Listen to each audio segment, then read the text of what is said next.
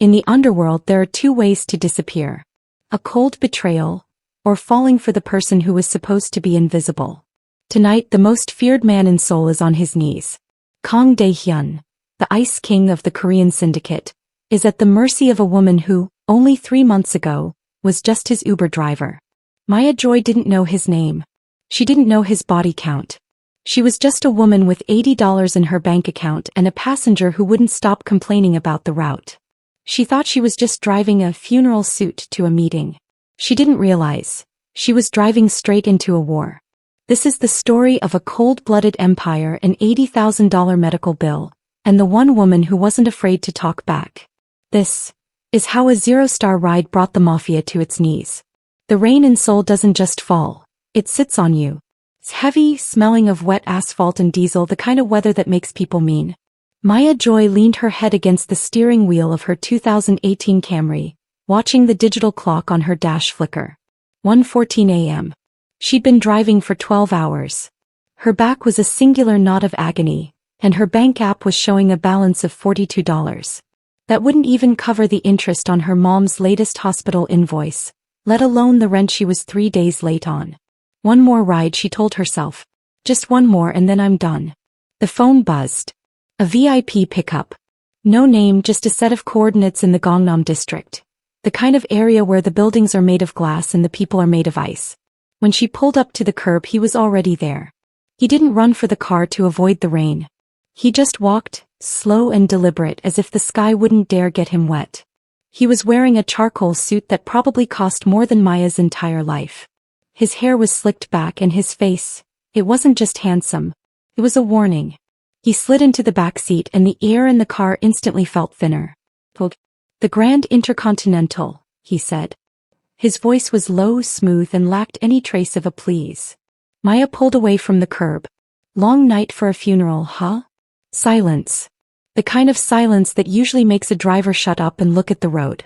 But Maya was too tired to be intimidated. She was past the point of caring about social cues. "I said it's a long night for a funeral suit," she repeated, catching his eyes in the rearview mirror. He didn't blink. He just stared at her reflection with a look of genuine, cold confusion. "Drive. And be silent. Look, sir, the GPS says there's a massive pileup on the 4th Street Bridge. We're taking the back alleys through the Market District. It'll save us 20 minutes. I told you the destination," he said, his tone sharpening like a blade. "I didn't ask for a conversation. Turn left on 4th. Maya hit the brakes at a red light and turned around in her seat, resting her arm on the headrest. She looked him right in those dark, predatory eyes. "Listen, buddy. You're in a beat-up Toyota, not a private jet. In this car, I'm the one with the license and the local knowledge. 4th Street is a parking lot. You want to sit there for an hour and watch the meter run up? Fine by me. But if you actually have somewhere to be, we go my way." In the front passenger seat, a man Maya hadn't even noticed, a shadow in a similar suit, tensed up. His hand moved toward the inside of his jacket. But the man in the back, Kang Dae-hyun, he just leaned forward. He looked at Maya's name tag on the dash, then back at her. He saw the coffee stains on her console. He saw the fraying edges of her sweater. And he saw the absolute bone-deep lack of fear in her gaze. It wasn't that she was brave. It was that she was exhausted. And to a man who owned everything, a woman who had nothing left to lose was the most fascinating thing he'd seen in a decade. "Go your way," he whispered. Maya smirked, floored the gas and swung the car into a narrow neon-lit alleyway. She didn't see the way Dae-hyun's eyes stayed locked on the back of her head. She didn't see him signal his bodyguard to stand down. He was just thinking about the tip. She didn't know that by the time she dropped him off, her life, the debt, the landlord, the dying car, was already being dismantled and rewritten by the man in the back seat. As the car sped through the darkness, Maya didn't notice the black SUV that had been following them since the pickup.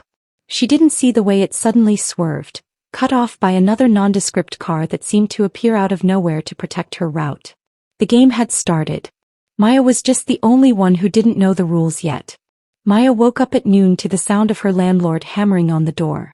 It was a rhythmic, angry sound that usually meant she had 5 minutes to come up with a miracle or start packing trash bags. But when she opened the door, squinting against the harsh hallway light, the man wasn't yelling. His sweating. I checked the books, Miss Joy, he stuttered, not looking her in the eye. There was a huge clerical error. Huge. You're actually paid up through September. My apologies for the misunderstanding. He practically ran down the stairs before she could ask how a 3-month debt turns into a 6-month credit overnight. Maya stood there in her oversized sleep shirt, blinking. September? It didn't make sense. Nothing made sense. Especially not the notification that popped up on her phone 10 minutes later. Hospital account balance. $0. She dropped her phone on the duvet. Her heart wasn't racing with joy. It was thumping with a cold, prickly kind of dread. People like Maya don't get miracles. They get scams. They get high-interest traps. They don't get $80,000 medical bills wiped clean by clerical errors. She spent the afternoon calling the billing department, the bank, anyone who would listen. Every time the answer was the same. The funds were transferred via a private equity firm. The case is closed. By 6 p.m. she was back in the Camry. She needed the familiar hum of the engine to keep her brain from spiraling. She hit go online on the app, expecting the usual string of grocery runs and airport hussies. Instead, the ping happened instantly. Same location as last night. The glass fortress in Gangnam. When she pulled up, the street was empty. No crowds, no other cars. Just him. Kang Dae-hyun was leaning against a black pillar, looking like he owned the sunset. He didn't wait for her to stop completely before he opened the door and slid into the back. The scent of his cologne, something that smelled like expensive tobacco and rain, filled the small cabin. "You're late," he said. No greeting. Just a statement. Maya didn't put the car in gear. She shifted into park and turned around. "Who are you?" Dae-hyun didn't look up from his phone. "I'm a passenger with a destination, Maya. The harbor. Pier 17. Don't do that. Don't Maya me," she snapped, her voice cracking just a little. "My rent is paid. My mom's bills are gone. And my ex-boyfriend just sent me a text saying he's sorry and moved to another continent. That doesn't happen. Not to me." Finally he looked up. His eyes weren't cold today. They were dark, bottomless, and intensely focused on her. "You complained about the potholes," he said simply. "I don't like a bumpy ride. I fixed the road." "You fixed my life," she whispered, the enormity of it finally hitting her. "Why? I'm just a driver. I told you to shut up and let me drive." Dae-hyun leaned forward, closing the space between the front and back seats until she could see the fine texture of his skin. "Everyone in this city wants something from me, Maya. They want my money, my blood, or my seat. You just wanted me to stay off 4th Street. You're the only honest thing I've touched in 10 years. He leaned back, the mask of the Ice King sliding back into place. "Now, drive. We have a meeting." Maya stared at him for a long beat. She should have kicked him out. She should have run. But there was a gravity to him, a weight that pulled her toward the center of his storm. She shifted into drive and headed for the harbor. She didn't see the 2 black SUVs pull out from the shadows of the parking garage to follow them. She didn't notice the way Dae-hyun kept his hand near the waist of his trousers, where the grip of a customized 9mm was tucked out of sight. They reached the pier just as the fog started rolling in off the water. It was desolate. Creepy. The kind of place where people go to disappear. Dae-hyun didn't get out. He just sat there watching the fog. "Stay in the car," he ordered. "Lock the doors. Do not leave no matter what you hear." "Wait, what am I supposed to hear?" Maya asked, her hand tightening on the wheel. He didn't answer. He stepped out into the mist, merging with the gray light until he was gone. 5 minutes passed. Then 10. Then the silence of the harbor was shattered by the sharp, unmistakable crack of a gunshot. Then another. Maya's instinct was to scream, to floor it and get out of there. But she looked at the empty back seat. She thought about her mom's hospital bill. She thought about the man who fixed the road. She didn't drive away. She shifted into reverse, cut the lights and waited. A shadow emerged from the fog, stumbling. It was Dae-hyun. He wasn't walking like a king anymore. He was holding his side, his face pale under the amber glow of the pier lights. Behind him, 3 more shadows appeared. And they were carrying rifles. Maya didn't think. He just reacted. She slammed the car into gear, tires screaming on the wet wood of the pier, and swung the rear of the Camry around like a shield. "Get in," she screamed over the roar of the engine. Daehyun dove into the back just as a bullet shattered the rear window, spraying glass like diamonds across the upholstery. Maya didn't flinch. She floored it, the car fishtailing as she raced toward the exit. She looked in the mirror. Daehyun was slumped against the door, his hand covered in dark, blooming red. "I told you to stay in the car," he wheezed, a ghost of a smirk on his lips. "And I told you," Maya gasped, her heart hammering against her ribs. "I'm the one with the license. Now hold on. It's about to get bumpy." The smell of burnt rubber and copper, blood, was thick in the cabin. Maya didn't look at the shattered rear window. She didn't look at the blood soaking into her gray upholstery. She just drove. Her hands were locked so tight on the wheel her knuckles looked like white stones. "Left," Daehyun rasped from the floorboards. "Third alley. Behind the fish market. There's a gate." "I know where it is," Maya snapped. Her voice was an octave higher than usual, vibrating with a raw, jagged edge of panic. "Just stay awake.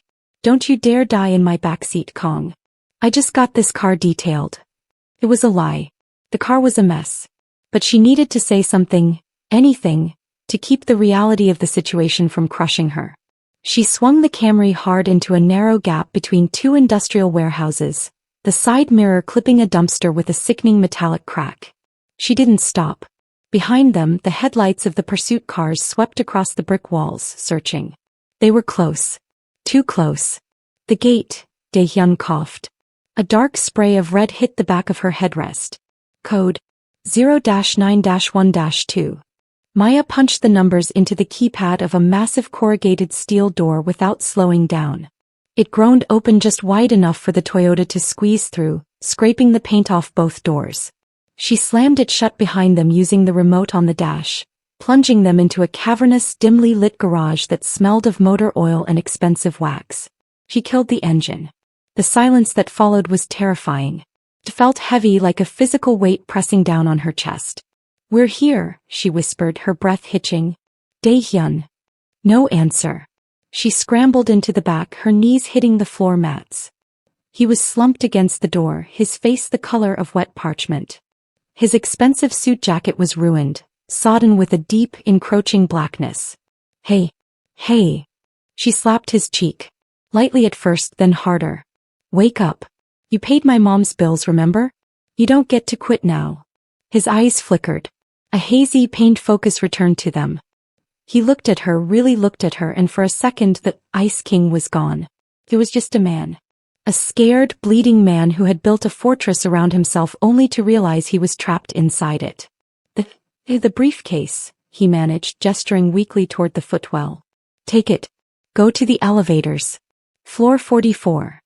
"I'm not leaving you here to bleed out on my floor mats," Maya said. She hooked her arms under his armpits.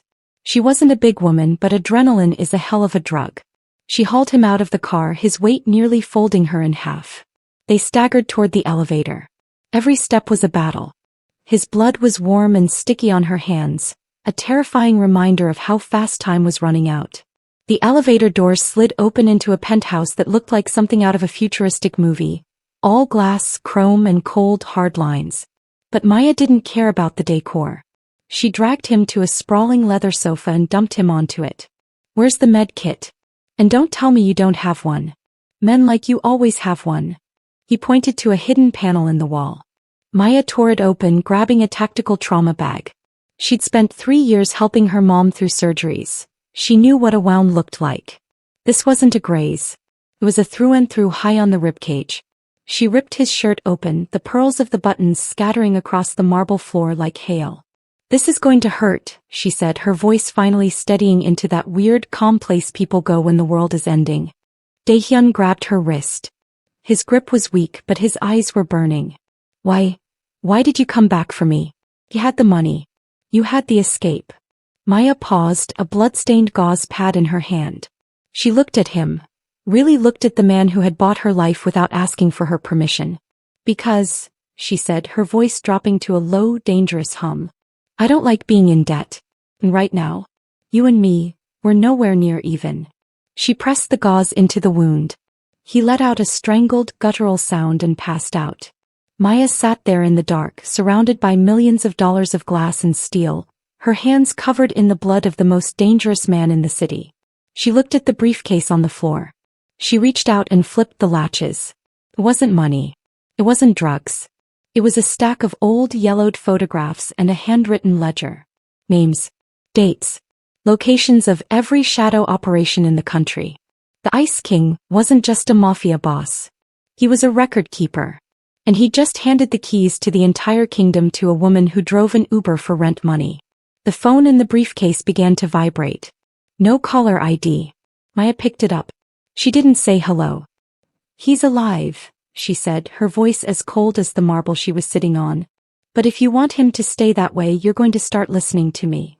On the other end of the line, Minjun, the bodyguard, went dead silent. The power dynamic hadn't just shifted. It had shattered. Maya Joy wasn't the driver anymore. She was the only person left who knew where the bodies were buried. The silence on the other end of the phone was so heavy Maya could hear Minjun's breathing hitch. It was the sound of a professional realizing his world just tilted off its axis. "Who is this?" Minjun finally managed. His voice was like grinding gravel. "Where is he?" Maya looked at the red smear on the white marble floor.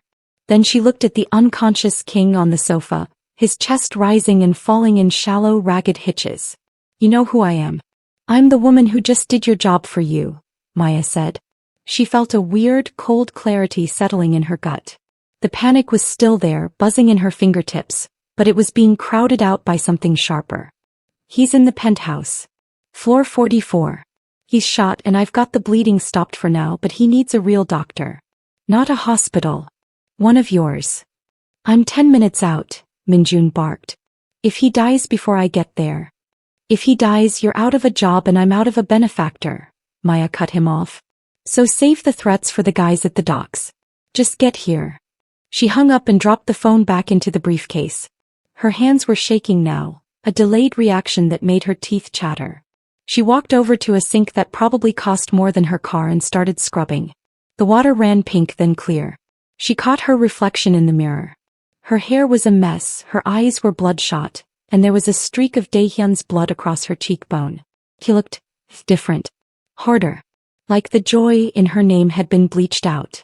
She went back to the living room and sat on the floor next to the sofa watching him. He looked smaller like this. Vulnerable. Without the suit jacket and the terrifying aura, he was just a man who'd been through a meat grinder.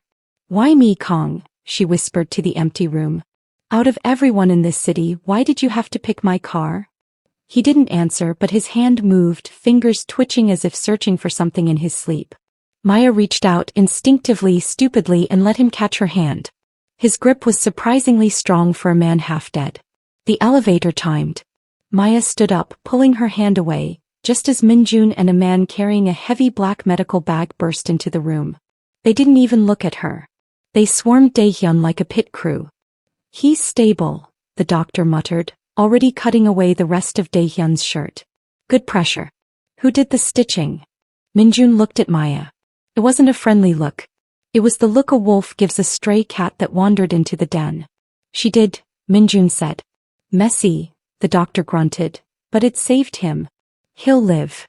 Minjun walked over to Maya. He was a head taller than her, all muscle and suppressed violence. He looked at the open briefcase on the floor, then back at her.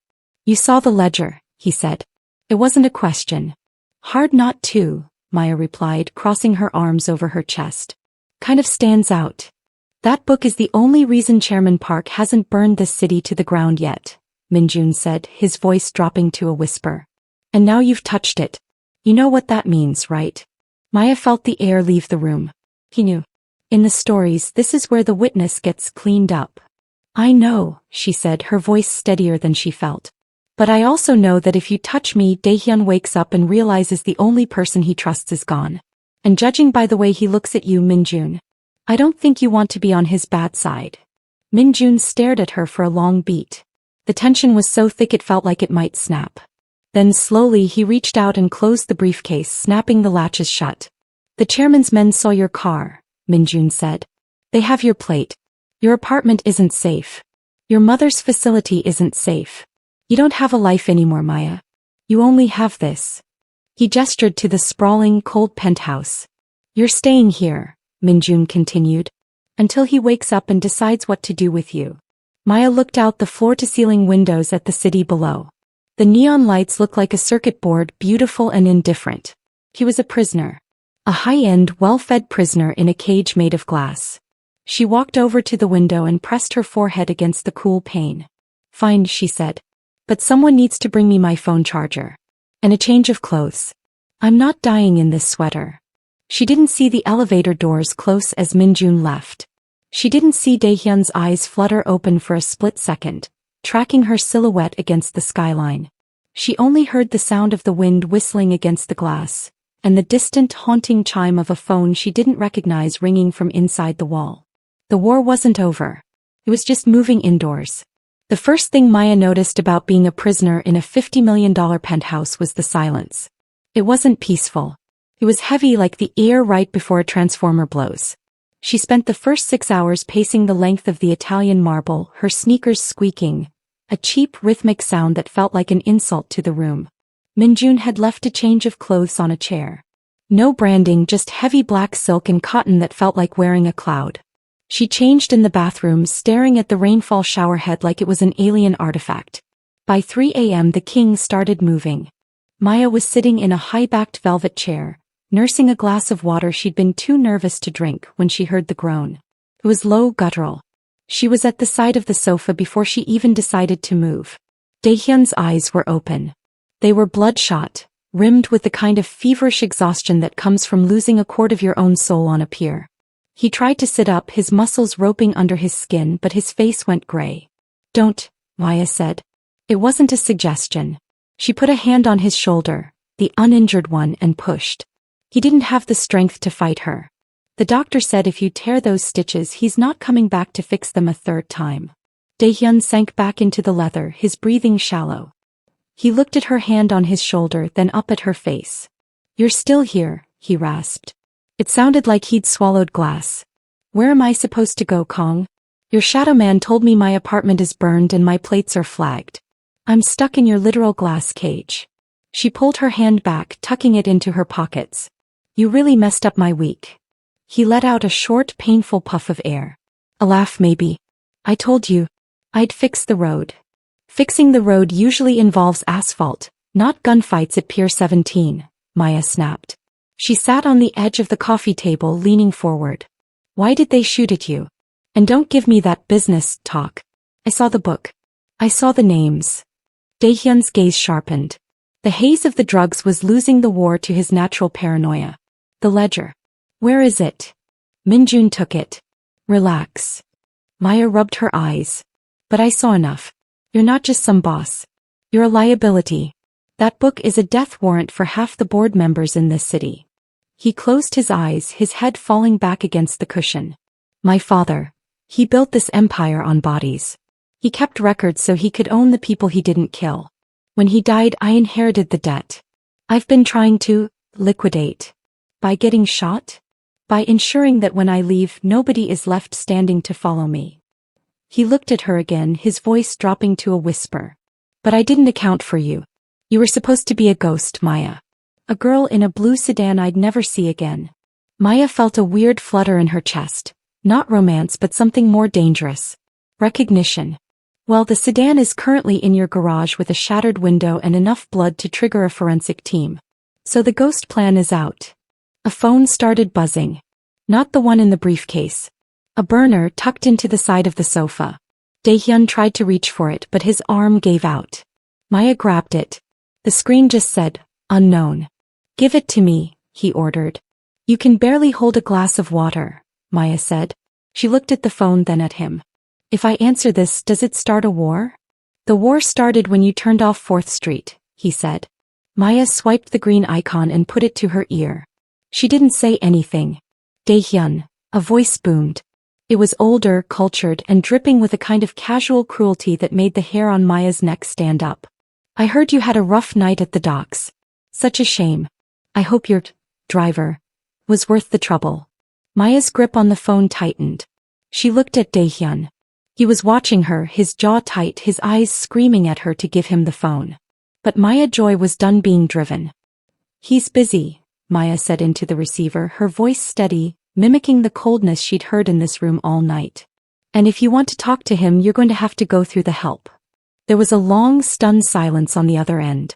The Uber driver, the voice chuckled, though it sounded like a snake rattling. How charming. Tell him Chairman Park is looking forward to seeing what else his little pet can do. The line went dead. Maya lowered the phone, her heart hammering a frantic rhythm against her ribs. She looked at Daehyun. Who is Chairman Park? Daehyun didn't answer immediately. He reached out, his fingers brushing the hem of her black silk sleeve. He's the man who killed my mother, Daehyun said, his voice devoid of any emotion. And now he knows your name. Maya stared at the phone. She'd spent her whole life trying to be invisible, trying to just get by, to pay the bills and keep her head down. And in one phone call she'd stepped off the curb and into traffic. Fine, Maya said, her voice shaking just a little. Then I guess you better start teaching me how to shoot. Because I'm not going out in a clerical error. Daehyun's grip on her sleeve tightened, a dark, silent promise forming in the space between them. The penthouse didn't feel like a cage anymore. Felt like a bunker. And the next time that elevator opened, Maya knew it wouldn't be a doctor coming through the doors. Daehyun didn't laugh. He didn't even mock her. He just looked at her hands, small, shaking slightly but still gripping that burner phone like a weapon. You want to learn to shoot? He coughed, a wet, rattling sound that made him wince. Maya, if it comes to you pulling a trigger, we've already lost. My world doesn't run on bullets. It runs on leverage. Information. The bullet is just the period at the end of the sentence. He gestured vaguely toward the floor-to-ceiling windows. The sun was starting to bleed over the Seoul skyline, turning the glass towers into jagged shards of gold. Chairman Park thinks you're a pet. He thinks I brought you here because I'm weak. Because I have a soft spot. Daehyun's eyes trailed down to where her fingers were still tucked into the silk of his sleeve. He didn't pull away. Let him think that. A man who underestimates his opponent is a man who's already halfway in the ground. Maya let go of his arm and stood up. The adrenaline from the phone call was fading, replaced by a hollow, gnawing hunger. She hadn't eaten since a soggy convenience store sandwich yesterday afternoon. I'm going to the kitchen, she announced. If I'm going to be your lever, I'm doing it on a full stomach. The kitchen was a cathedral of brushed steel and silent refrigerators. She found a pack of instant ramen in a pantry that looked like it should hold vintage wine. It was a brand she recognized, the cheap stuff. You have a $5 million kitchen and you eat 3-cent noodles? She called out. Minjun buys them. His voice drifted back, thin but steady. He says I shouldn't forget where we started. Before the suits. Before the blood. Maya boiled the water, the steam hitting her face and making her feel human for a second. She brought 2 bowls back to the living room. She sat on the floor, leaning against the base of the sofa, and handed one to the most dangerous man in Korea. They ate in a silence that wasn't quite as heavy as before. It was almost domestic. Except for the bloodstains on the marble and the tactical gear piled by the door. Tell me about her, Maya said quietly, her mouth half full of noodles. Your mother. You said Park killed her. Daehyun froze, his chopsticks halfway to his mouth. For a long time, the only sound was the hum of the building's climate control. She wasn't part of this, he said, his voice flat. She was a teacher. My father. He saw her at a gallery once and decided he owned her. He built this penthouse for her. He thought if he gave her enough gold she wouldn't notice the bars. But she tried to leave. She tried to take me with her. He looked down at his bowl. Park was my father's right hand back then. He wanted to prove his loyalty. He did it in the garage. While I was in the car waiting for her. Maya stopped chewing. She looked at the scars on his hands, the ones that didn't come from bullets. She thought about her own mom, tucked away in a sterile hospital room, safe only because of this man's dirty money. Is that why you're doing this? The ledger? You're burning it all down for her. I'm burning it down so there's nothing left for people like Park to rule, Daehyun said. He looked at Maya and for the first time she saw the sheer, terrifying scale of his obsession. He thinks I'm protecting a driver. He doesn't realize I'm using the driver to move the one thing he can't track. The Uber app, Maya whispered. It clicked. Nobody looks at a rideshare history, Daehyun said. The ledger is digital now. Encrypted in the metadata of every trip you took tonight. While we were running from the docks, You were broadcasting the fall of the Kangpai to a server in Switzerland. Maya stared at him. You used me. Even before the shooting. You picked my car because I was a signal. I picked your car because you talked back, he corrected. And because you were fast. But yes. You are the delivery system, Maya Joy. The elevator chimed. Maya jumped to her feet, dropping her bowl. The noodles spilled across the floor, but she didn't care. Minjun stepped out, but he wasn't alone. He was supporting a woman who looked like a high-end executive, bleeding from a gash on her forehead. They hit the safe house, Minjun grunted, his face dark with fury. Park isn't waiting for a meeting anymore. He's clearing the board. Daehyun tried to stand, his face contorting in pain. Maya caught him, her shoulder acting as a crutch. The ledger, the woman gasped, clutching a tablet to her chest. Daehyun. The encryption is breaking. They have a mole in the Swiss office. Daehyun looked at Maya. It wasn't a look of a boss to a pet. It was a look of a gambler going all in on a broken hand. Maya, he said, his grip on her shoulder tightening. I need you to drive. One last time. My car is a wreck, Daehyun. Not the Toyota, Minjun said, tossing a set of keys toward her. They weren't for a sedan. They were heavy, silver, with a logo she'd only seen in magazines. The garage. Level 3. The gray one. Where are we going? Maya asked, her heart starting that familiar frantic dance. To the only person Park is afraid of, Daehyun said, his eyes turning back into flint. Your mother's doctor. Maya froze. What does he have to do with this? He's not just a doctor, Maya. He's the chairman's brother. And he's the only one with the key to the physical backup. Maya grabbed the keys. The weight of the metal felt like a promise. Fine, she said, looking at the mess of noodles on the floor. But someone else is cleaning this up. The garage smelled like expensive rubber and cold concrete. Level 3 was different. No Toyotas here. Maya's boots clicked against the floor as she walked toward the only car with its lights pulsing. A charcoal gray Audi RS7. It looked less like a vehicle and more like a jagged piece of stealth technology. You're shaking, Daehyun rasped. He was leaning heavily on Minjun, his face a ghostly shade of gray in the fluorescent light. I'm not shaking, I'm vibrating, Maya snapped, clicking the fob. The car chirped, a low, aggressive sound. There's a difference. And for the record, if I scratch this thing, I'm not paying for it. Minjun poured Daehyun into the back seat. It wasn't graceful. It was a mess of suppressed groans and the metallic scent of blood reopening through bandages. Minjun slammed the door and looked at Maya. He didn't give her a pep talk. He just handed her a heavy, polymer-framed handgun. Do I look like I know how to use this?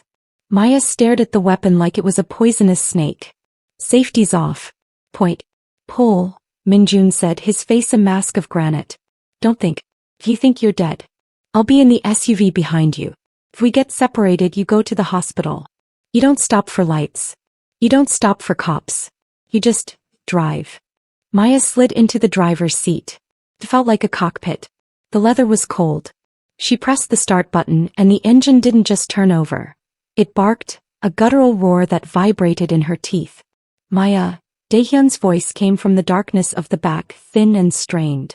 Yeah. Don't look in the mirror. Just look at the road. She didn't ask why. She slammed it into gear and lurched toward the ramp. The city was a blur of neon streaks. Seoul at 4 a.m. is a ghost town, but a ghost town with eyes. Maya kept her foot heavy on the pedal, the Audi's HUD ghosting numbers on the windshield that made her stomach flip. 60, 80. 110. How is a doctor the chairman's brother? Maya asked, swerving around a slow-moving delivery truck. She needed to talk. If she didn't talk, she'd start screaming. And why is he treating my mom? Dr. Park. He walked away from the family 30 years ago, Daehyun wheezed. She saw his hand grip the grab handle, knuckles white.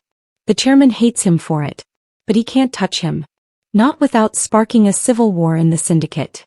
My mother. She trusted him. He's the one who's been holding the physical evidence of the 1998 purge. So my mom's hospital is a safe house? It's a vault, Maya. Why do you think the bills were so high? Suddenly, the world exploded in white light. A black SUV drifted out from a side street, high beams blinding her. Then another. They weren't trying to hide. They were trying to pit maneuver her into a concrete pillar. Hold on. Maya screamed. She didn't brake. He did the opposite. She downshifted, the engine screaming in protest, and yanked the wheel. The Audi's tires chirped, biting into the asphalt as she skipped the car across 3 lanes of traffic. A bullet shattered the side mirror, the glass spraying into the wind. Minjun! Maya yelled, but the SUV behind them was already tangled with 2 other cars, a chaos of sparks and grinding metal in her periphery. She was alone. She took a corner so fast the car leaned on 2 wheels, the scent of burning brakes filling the cabin. She wasn't Maya the driver anymore. She was a pulse, a reflex. She dove into a narrow alleyway, the kind she used to take to avoid the 4th Street traffic. "They're gaining," Dae-hyun said. He sounded calmer now, almost resigned. "No, they aren't." Maya gritted her teeth, her eyes locked on a flickering neon sign a block away. "They're driving like professionals. They expect me to stay on the main roads."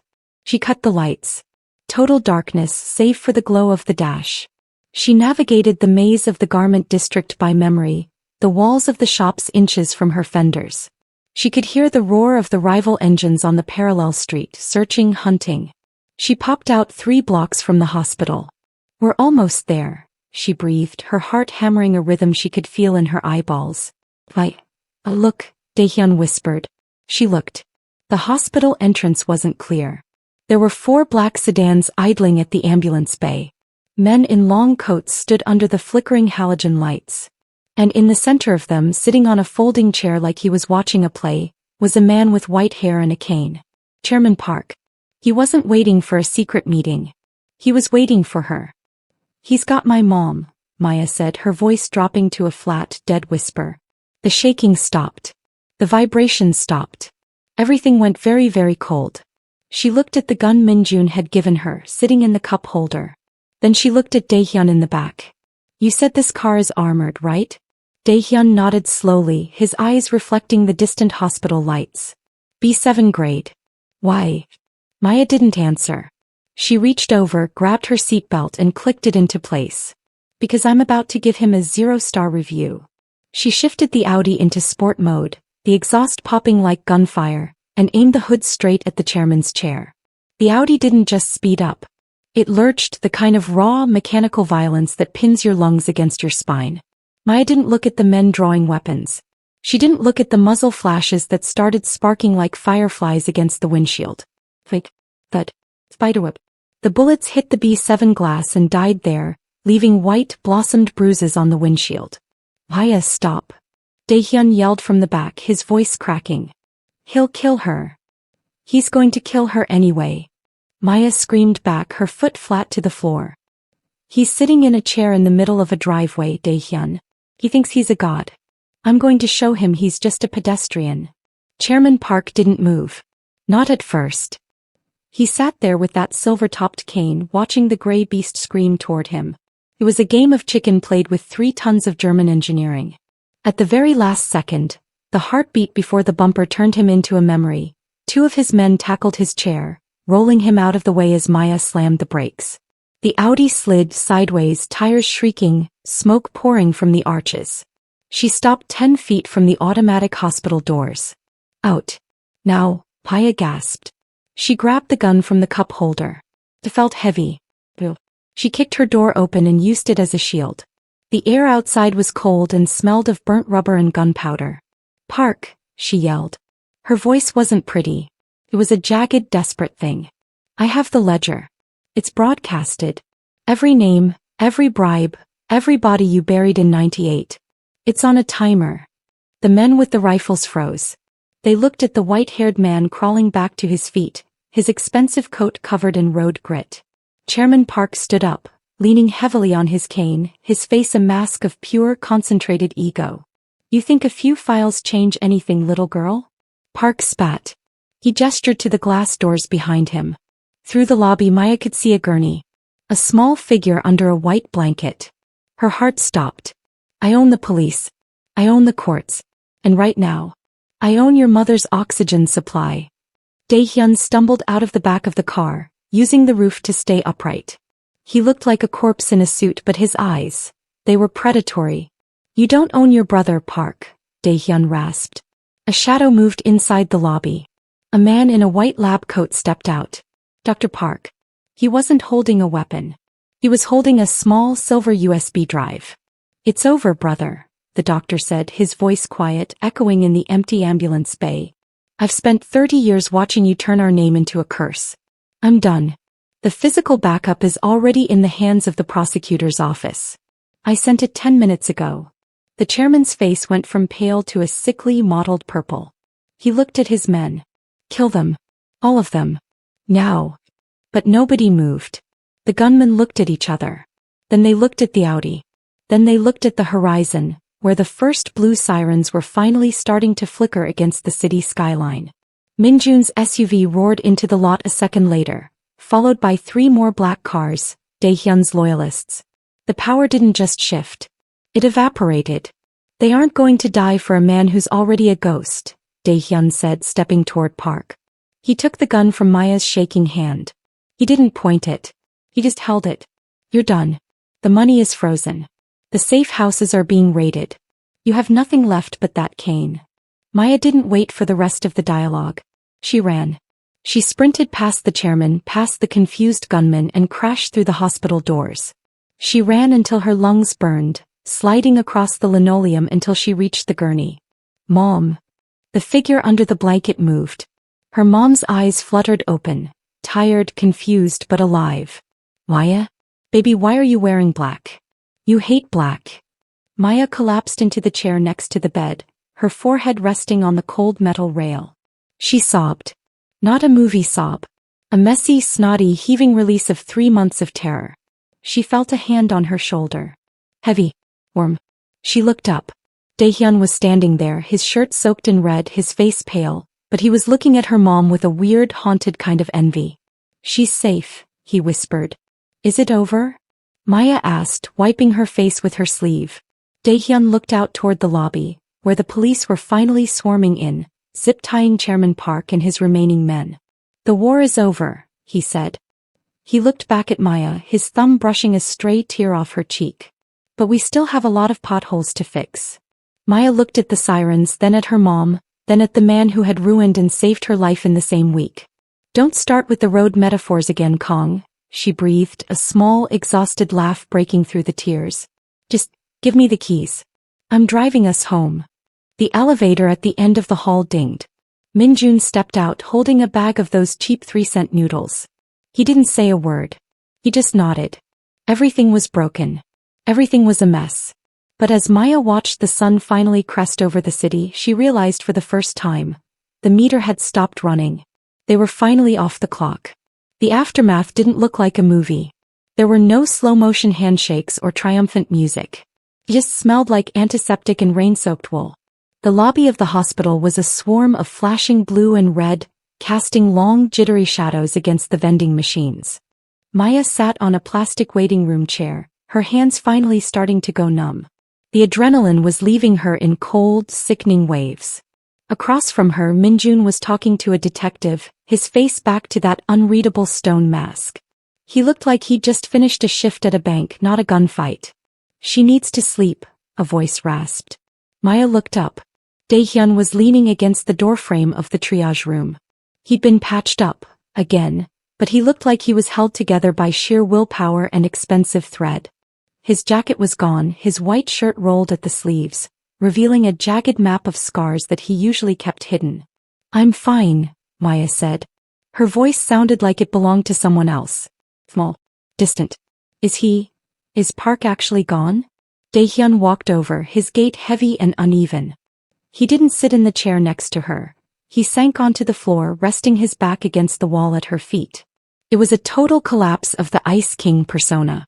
In a room full of police and cameras, he was just a guy sitting on the linoleum. He's in a holding cell at the Seoul Central District, Daehyun said. He stared at a scuff mark on his Italian loafers. The ledger. It didn't just burn the Kangpai, Maya. It took out 3 ministers and the head of the maritime police. There's no one left to open the door for him. He looked up at her, his eyes dark and hollow. You did that.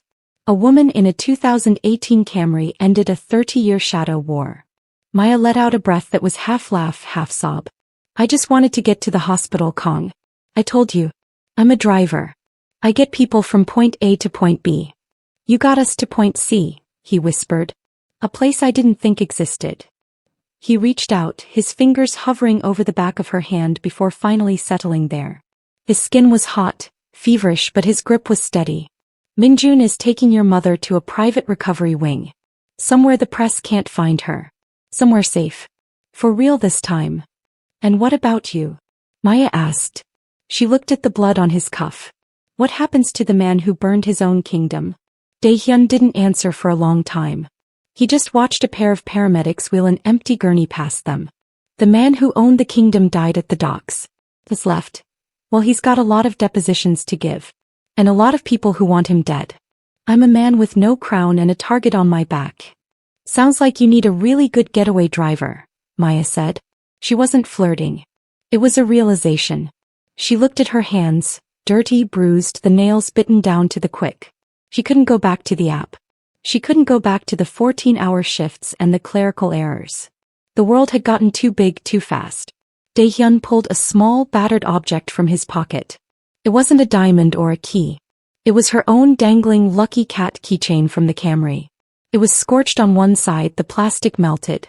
Found it in the wreckage, he said. He dropped it into her palm. I think you're going to need a new car. You're buying, Maya said, her eyes stinging. I'm buying everything, he replied. The sun was finally fully up now, hitting the glass of the hospital entrance. The Ice King stood up, wincing as he pulled Maya up with him. They stood there in the middle of the chaos. The police, the reporters, the smell of bad coffee. And for the first time Maya didn't feel like she was being watched. She felt like she was being seen. Come on, she said, tucking the melted cat into her pocket. Let's go find out if that Audi actually has a warranty. They walked toward the exit, two broken people moving into a light that was too bright, leaving the wreckage of the old world behind them. But as they hit the sidewalk, a black sedan, not one of theirs, slowly pulled up to the curb. The window rolled down. Just an inch. Maya felt Daehyun stiffen beside her, his hand instinctively moving toward his waist. The war was over, but in this world the peace was always loud. The black sedan didn't lunge. It just sat there idling with a low, expensive hum that set Maya's teeth on edge. Daehyun's hand was already under his shirt, his posture shifting from exhausted survivor back to lethal predator, in a fraction of a second. The rear window slid down. Not all the way. Just enough to show a pair of eyes, old eyes, tired eyes, and a flash of a white medical coat. The police are looking for a statement, Daehyun. Dr. Park's voice drifted out, dry and clinical. But your mother's vitals are spiking. She's asking for the girl. I suggest you stop playing soldier on the sidewalk and get in. Daehyun let out a breath he'd been holding since the pier. The tension left his shoulders so fast he actually stumbled. He's right. We're done here. He didn't open the door for her.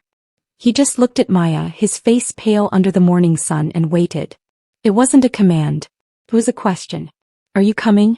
Maya looked at the hospital, then at the melted Lucky Cat in her hand, then at the man who had turned her life into a high-stakes car chase. She didn't say anything. She just climbed into the back of the sedan. The drive to the private wing was quiet. No sirens. No bullets. Just the sound of the city waking up. The shopkeepers rolling up their metal shutters, the smell of burnt toast and coffee wafting through the vents. 6 months later, the Ice King didn't exist anymore. At least not in the papers. The Kangpai had been decapitated. Chairman Park was rotting in a cell, waiting for a trial that would probably last a decade. The penthouse had been sold. The money funneled into a foundation for the families of the invisible workers the syndicate had crushed for 40 years. Maya stood in front of a small storefront in a neighborhood that didn't care about Mafia wars. It was a Tuesday. It was raining. The sign above the door read Joyce Blooms. It wasn't a massive corporate empire. It was just a shop. It smelled like damp earth, eucalyptus, and expensive lilies. Her mom was in the back, obsessing over a shipment of sunflowers, her laughter echoing through the small space. She was healthy. She was safe. The bell above the door chimed. Maya didn't look up from the roses she was trimming. We're closed for another 10 minutes. Unless you're looking for the, I'm sorry I forgot our anniversary, special. Those are by the window. I'm looking for a ride, a voice said. Maya froze. The shears snipped air. Daehyun was standing by the door. He wasn't wearing a charcoal suit. He had on a dark wool coat and a sweater, his hair a little longer than it used to be, a faint, jagged scar peeking out from above his collar. He looked lighter. Like the gravity of the world had finally let go of his ankles. "The app says you're offline," he said, a ghost of a smirk touching his lips. "The app is deleted, Kong," Maya said, finally looking at him. She felt that old, familiar vibration in her chest, but it wasn't panic anymore. It was something else. Something warmer. "I'm a business owner now. I don't take orders from passengers." "I'm not a passenger," he said, walking toward the counter. He reached into his pocket and pulled out a set of keys. Not silver. Not Audi. Just a standard fob for a sensible high-end SUV. "I'm a partner. And I heard the driver of this shop is a bit of a legend." He laid the keys on the glass. Beside them he placed a small brand-new Lucky Cat keychain. It wasn't melted. It was perfect. "You're late," Maya whispered, her heart doing a frantic little skip-step. "The GPS said there was construction on 4th Street, Dae-hyun replied, stepping closer until she could smell that tobacco and rain scent again. "I should have known better than to doubt the route." Maya picked up the keys. She looked at the door, then back at him. The war was over. The debt was paid. The silence wasn't cold anymore. It was full. "Fine," she said, tossing him a stray lily. "But I'm picking the music. And if you complain about the potholes, you're walking." Dae-hyun caught the flower, his eyes locked on hers with a look that promised 1,000 more miles. "Drive," he said. Maya flipped the sign on the door to closed, grabbed her jacket, and walked out into the rain with the man who had started as a 0-star ride and ended as her entire world. The car started with a soft, confident purr. And as they pulled away from the curb, Maya didn't look in the rearview mirror once. She was too busy looking at the road ahead.